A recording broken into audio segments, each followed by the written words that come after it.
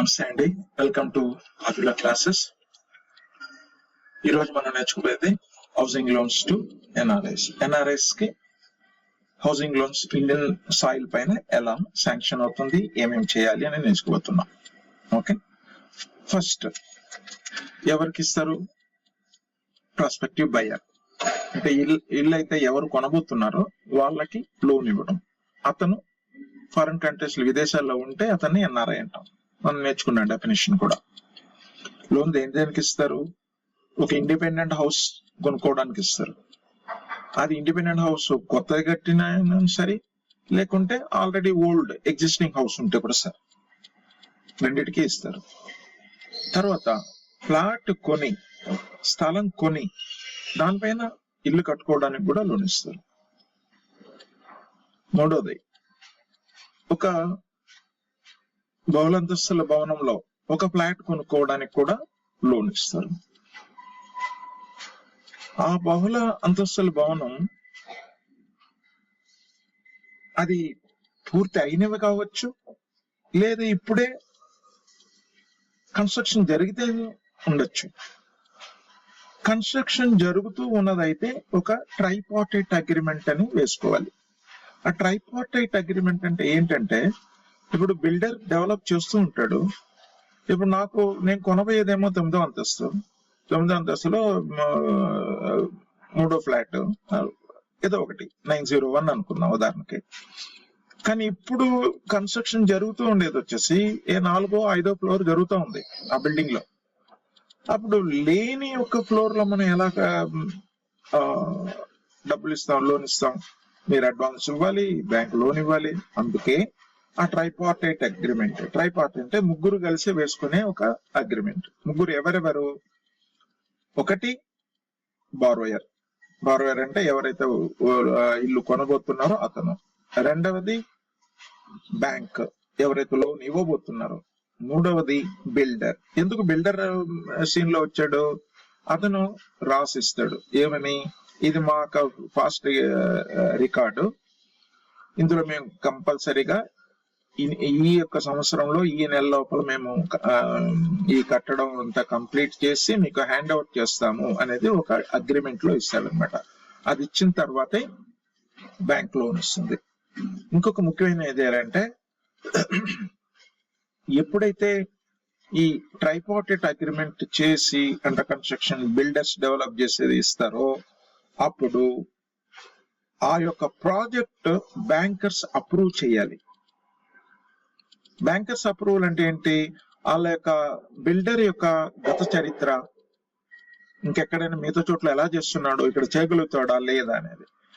ప్రతి బ్యాంక్ వచ్చేసి అప్రూవల్ చేసే క్రియ లేకపోవచ్చు. అప్పుడు ఏం చేస్తారంటే, ముఖ్యమైన బ్యాంకులు, టర్మ్ లెండింగ్ ఇన్స్టిట్యూషన్స్ అంటే LIC కానీ, HDFC కానీ, state bank of India, Punjab national bank, ఇలాంటి పెద్ద పెద్ద బ్యాంకులు, పెద్ద టర్మ్ లెండింగ్ ఇన్స్టిట్యూషన్స్ అప్రూవ్ చేసి పెట్టారంటే ఆ బేసిస్ పైన మిగతా కూడా ఇస్తారు, మిగతా బ్యాంకులు కూడా ఇస్తారు. లాస్ట్ ఆల్టరేషన్ రిపేర్స్ కూడా లోన్ ఇస్తారన్నమాట. ఈ లోన్ ఎవరెవరికి ఇస్తారు? మినిమం 18 సంవత్సరాలుగా ఉండాలి. 60 ఏళ్ల పైబడిన వాళ్ళకి లోన్ ఇవ్వరు. లోన్ రీపేమెంట్ పీరియడ్ 30 సంవత్సరాలు. ఎంత గరిష్టంగా ఎంత ఇస్తారు అంటే అవసరాన్ని బట్టి, నీడ్ బేస్డ్ అంటాం. ఆ రీపేయింగ్ కెపాసిటీ కూడా చూస్తారు. నీడ్ బేస్డ్ నాకు 2 crores కావాలి, రీపేయింగ్ కెపాసిటీ 1 crore ఉంటుంది కాబట్టి అప్పుడు ఆ లోన్ శాంక్షన్ కాదు. అలాంటప్పుడు ఏం చేయాలంటే జాయింట్ బారోయింగ్ వచ్చి పర్మిట్ చేసుకోవచ్చు. ఇప్పుడు ఎక్స్ వచ్చేసి మ్యారీడ్, ఎక్స్ పనిచేస్తున్నాడు, ఎక్స్ మిసెస్ వై కూడా పనిచేస్తుంది, ఇన్కమ్ సోర్స్ ఉంది, రెండు కంబైన్ చేసి లోన్ ఇస్తారనమాట. ఇది రీపేయింగ్ కెపాసిటీ ఎలా అరేంజ్ చేస్తారంటే, వాళ్ళు కట్టవలసిన EMI, దట్ ఈస్ ఇన్స్టాల్మెంట్, అతనికి వచ్చే శాలరీలో 50% దాటకూడదు.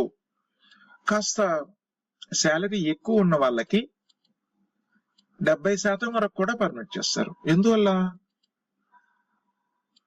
లోన్ ఎక్కువైనప్పుడు కుటుంబ అవసరాలు కనీసం 30% కావాలి, లేకుంటే 50% కావాలి అనుకున్నాం. సో 50,000 లోన్ ఇన్కమ్ వస్తుంది, మనకి 50% ఈఎంఐ కట్టేసి 50% అంటే 25,000 ఇంటికి ఖర్చు ఉంటుంది.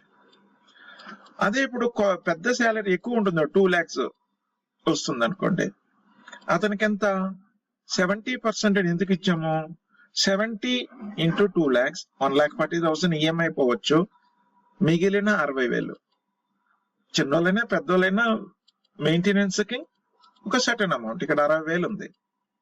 అందుకే ఇలాంటి స్టిపులేషన్ పెట్టారనమాట. ఈ జాయింట్ బారోయింగ్ ఇంతకుముందే చెప్పా. క్లోజ్ రిలేటివ్స్ ఎవరైనా కానీ, క్లోజ్ రిలేటివ్స్ అంటే ఎలాగా? ఫాదర్, మదర్, వైఫ్, బ్రదర్, ఇలాంటి వాళ్ళు ఉంటే కూడా మనం జాయింట్ బారోయింగ్ కి పర్మిట్ చేస్తాం, వాళ్ళ శాలరీని కన్సిడర్ చేస్తాం. ఎవరెవరు క్లోజ్ రిలేటివ్స్ ని ఫ్యాక్ ఎండ్ ఆఫ్ ది ప్రెసెంటేషన్ లో ఇస్తాను. It is as per the companies act. Quantum of loan and margin. Quantum need based already మనం నేర్చుకున్నాము. ఒక అసెట్ కి లోన్ ఎంత ఇవ్వగలిగితే LTV ratio, loan to asset value. Okay,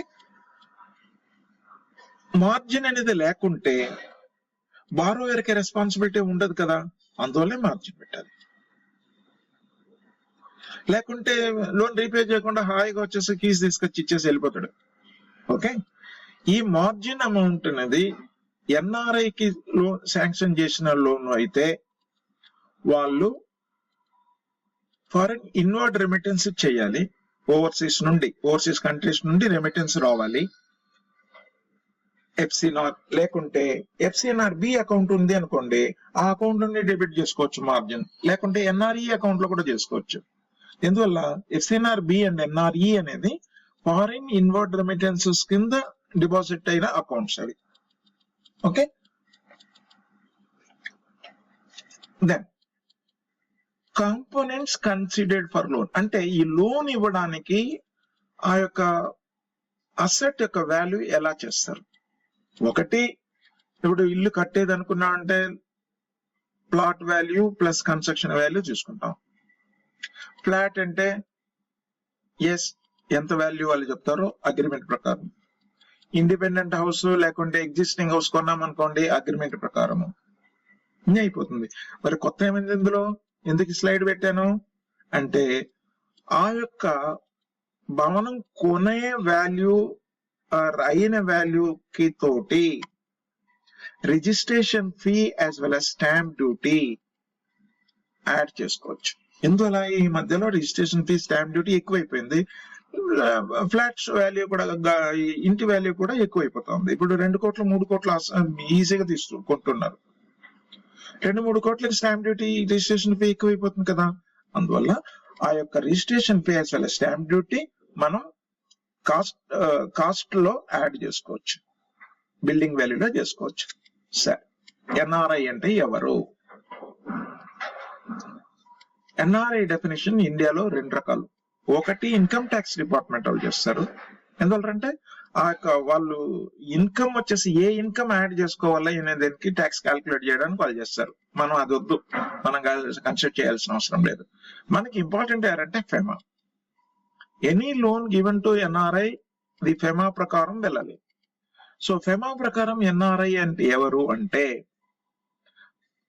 ఎవరైతే భారతదేశ పౌరుడుగా ఉంటాడో అతను విదేశాలకు వెళ్ళి ధనార్జన కొరకు ఉద్యోగమా వ్యాపారమా చేసే వాళ్ళు ఎన్ఆర్ఐ అంటారు. నాన్ రెసిడెంట్ ఇండియన్ కానీ ప్రెసెంట్లీ రెసిడ్ భారతదేశంలో ఉండడం లేదు.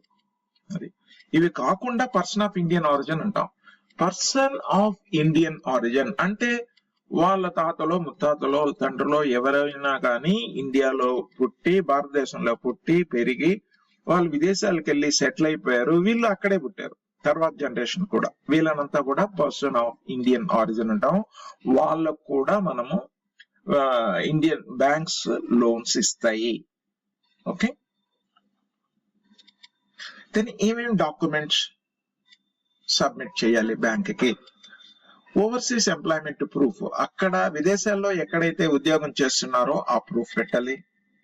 వాళ్ళకు వచ్చే శాలరీ ప్రూఫ్ పెట్టాలి, లాస్ట్ 12 months ఇవ్వాలి, ఎంప్లాయ్మెంట్ కార్డ్ ఇవ్వాలి, బ్యాంక్ స్టేట్మెంట్ ఎక్కడైతే శాలరీ క్రియేట్ అవుతుందో ఆ యొక్క బ్యాంక్ స్టేట్మెంట్ ఫర్ 12 months కి ఇవ్వాలి. ట్యాక్స్ ఏదైనా డిడక్ట్ అయిందంటే ఆ ట్యాక్స్ డిడక్షన్ సర్టిఫికేట్ ఇవ్వాలి, ప్రూఫ్ చూపెట్టాలి.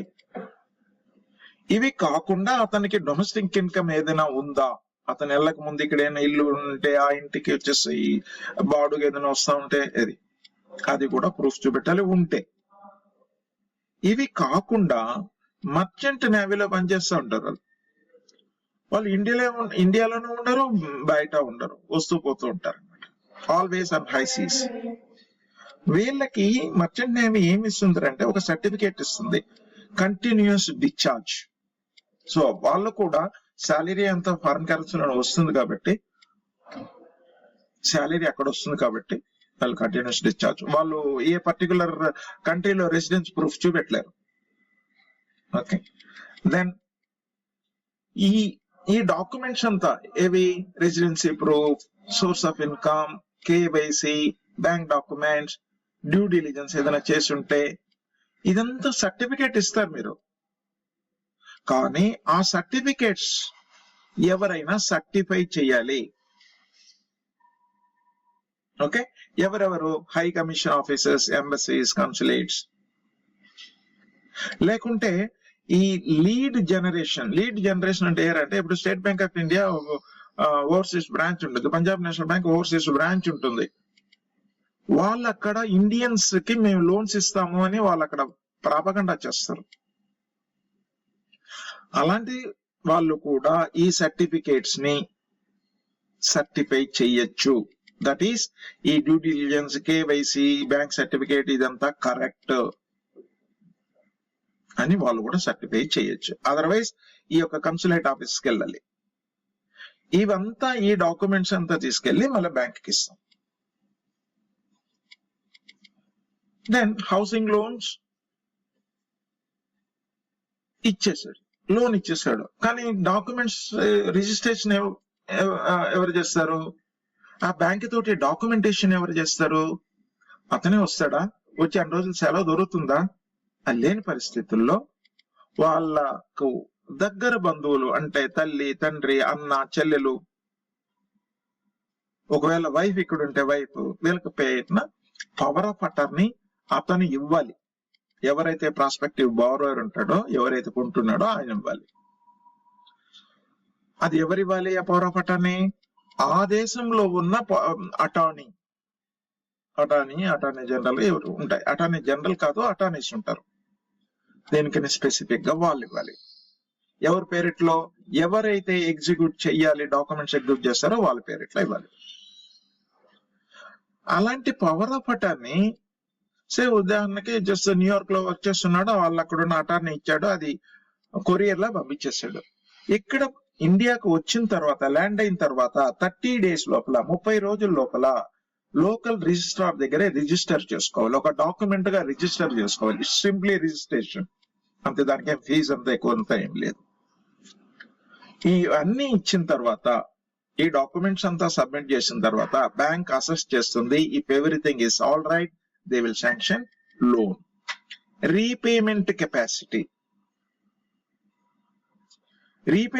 కెపాసిటీ అంటే రీపేమెంట్ ఎప్పుడు వస్తుంది, ఏదంతా హౌస్ కన్స్ట్రక్షన్ అయిపోయింది, హ్యాండ్ ఓవర్ చేశారు, అంత అయిపోయిన తర్వాత మనం చేయాలి. కానీ ఇన్ బిట్వీన్ ఇప్పుడు ఏప్రిల్లో మనం లోన్ తీసుకుంటాము, అది కంప్లీషన్ వచ్చేసి డిసెంబర్ లో, ఈ మధ్యలో ఏం చేయాలి,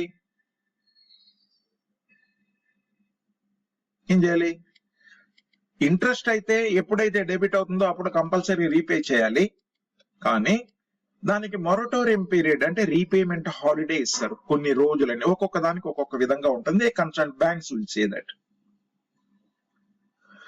రీపేమెంట్ ఎలా చేయాలి, ఇన్వర్డ్ రెమిటెన్సెస్ అంటే అక్కడ నుండి డైరెక్ట్ గా పంపించాలి, లేకుంటే అతనుకున్న ఎన్ఆర్ఈ, ఎస్ఎన్ఆర్బి, ఎన్ఆర్ఓ అకౌంట్స్ నుండి కూడా చెయ్యొచ్చు, లేకుంటే అవుట్ ఆఫ్ రెంటల్ ఇన్కమ్ లో కూడా చెయ్యొచ్చు, లేదు క్లోజ్ రిలేటివ్స్ కూడా రీపే చేయొచ్చు.